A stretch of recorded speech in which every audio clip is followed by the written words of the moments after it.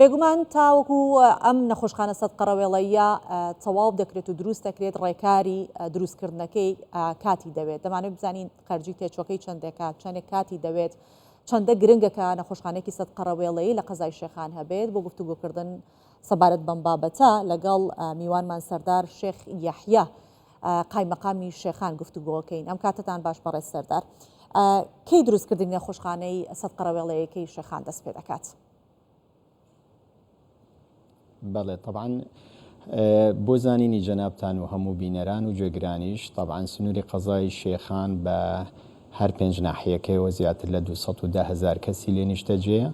بە پێی یاسای بودجە و قانونی موازنەی کە ساڵانە لەلایەن پەرلەمانی عێراق و تەزدیقی لەسەر دەکرێت شایستەکانی ئەم دەڤەرە دەکەوێتە ئەستۆی ئیدارەی پارێزگای نینەوە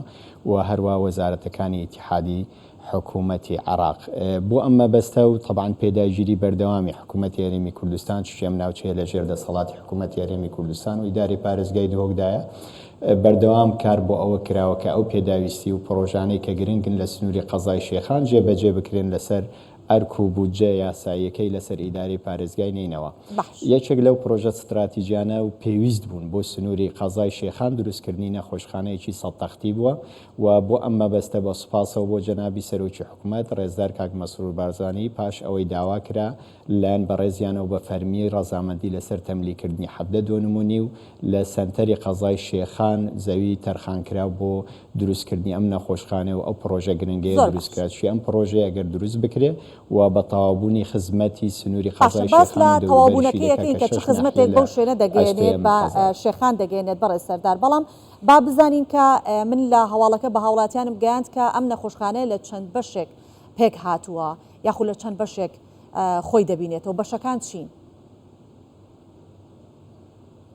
طبعاً نەخۆشخانەکە نەخۆشخانەی گشتی دەبێت بە پێی ستانداردی وەزارەتی سەحەی حکوومەتی ئیتیحادی ئەو بەشانەی کە دەگرێتەوە ئیستەحالیەن نەخۆشخانەی شێخان بەشی ئەو نەشتەرگەریانی کە دەکرێت نەشتەرگەری سووکن خەفیفن خود چەندین نەشتەگەری کە زیاتر لە 8 نەشتەگەری لە سنووری ئەو نەخۆشخانەیە ئیستەحالیەن خزمەتی هاوڵاتیان دەکات و بەشی دیکەی کە پێویستن بە تایبەتی بەشی کلیە یعنی گورچیلە لەو سنوورە نەخۆشخانەکە خزمەتی هاوڵاتیانی سنووری قەزای شێخان و دەوروبەری دەکا بەشێکی زۆریش لە دەوروبەری شێخانەوە دێن سەردانی نەخۆشخانەکە دەکەن. خۆی پرۆژەکە پرۆژەیەکی زۆر متەکامل و گرنگ دەبێت زیاتر لە 76 ملیارد دیناری بۆ تەرخانکراوە لە ناو بودجەدا پەسەند کراوە کە لە ساڵی 2023 پەسەند کرابوو لەلایەن پەرلەمانی عێراقەوە و هەروە لەلایەن پارێزگای ئیدارەی نینەوەوە طبعاً بە سوپاسەوە بۆ جێگیری یەکەمی پارێزگاری نینەوەش کە پێداگیری کردووە کە ئەم پرۆژەیە جێبەجێ بکرێت. هەموو ئەو پێداویستیانەی نەخۆشخانە وەزارەتی سەحا کە دابینی دەکات لە نەخۆشخانەی گشتی سەد تەختیدا بە هەموو ماسەفاتەکانی تێدایە. باشە. ئەوەی کە گرنگە بیزانی لەبارەی نەخۆشخانەکە و ئەوەیە کە پێشتر خەڵکی شێخان سەردانی دهۆک و نینەوەیان دەکرد، بەڵام ئیدی بە دروستکردنی ئەم نەخۆشخانەیە تەواوی ئەو خزمەت گوزارانە لە هەمان نەخۆشخانە پێشکەشەکرێت و پێویست ناکاتی تر خەڵکی ناوچەکە بچێتە شوێنێکی دیکە؟ بێگومان خەڵکەکە احتیمالی لەسەر ئەوە دەکرێت بچێتە دهۆک پارێزگای دۆک سنتەری دۆک بە تایبەتی یاخود قەزای ئاکرێ بۆ ئەو خەڵکە کە بتوانێت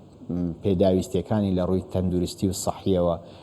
دابین بکە. بە دروستکردنی ئەم نەخۆشخانەیە بەعکسەوە خەڵکانێکی دەوروبەری سنووری قەزای شێخان واتە دەرەوەی سنووری قەزاکە دێن سەردانی ئەم نەخۆشخانەیە دەکەن چی بەڕاستی کادری توبی و پزیشکیمان لە نەخۆشخانەی ئێستای شێخان کە لە ڕووی بینایەتەوە زۆر کۆنە و پێداویستیەکانی دەتوانێت خزمەتێکی زیاتر پێشکەش بکات چونکی ژمارەی پزیشکەکان لە ڕووی ئەکادمیەوە لە ڕووی هونەریەوە لە ڕووی زانستیەوە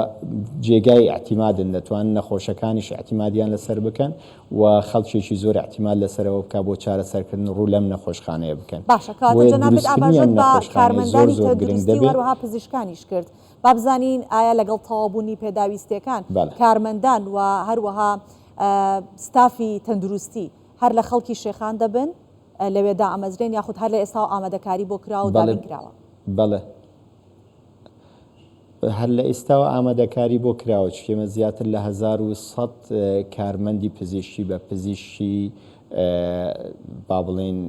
ئەقدەم و هەروە ئەخصایی هەمووی لە نەخۆشخانەکە ئیستەحالیان کار دەکەن و خزمەتی هاوڵاتیان دەکەن بەس ئێمە تەنها کەم و کورتیمان لەوە بۆ چەندین ساڵی ڕابردوو لە نەبوونی بینایەت بووە بۆیە لە ڕووی کارمەند و ژمارەکانیان و جۆری اختصاسەکانیان هەموو پێداویستیەکان مەوجودن دەتوانن خزمەتی هاوڵاتیان بکەن بەڵام ئەو کێشانەیە هەمان بوو کێشە سەرێکچیەکان نەبوونی بینایەتێکی ڕێکوپێک بوو هەروە نەبوونی پێداویستیەکانی پزیشکی لە ڕووی جیهازەوە یاخود ئەجیزە و ئەو پێداویستیانەی کە تڵبین بۆ ئەو سونەر بتوانێت خزمەت بکە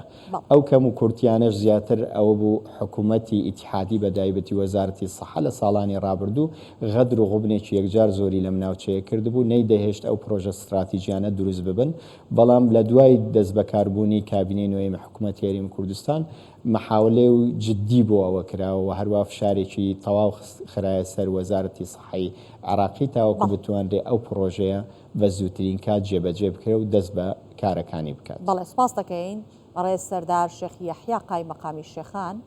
لەگەڵمان بەشدار بووی. سپاس.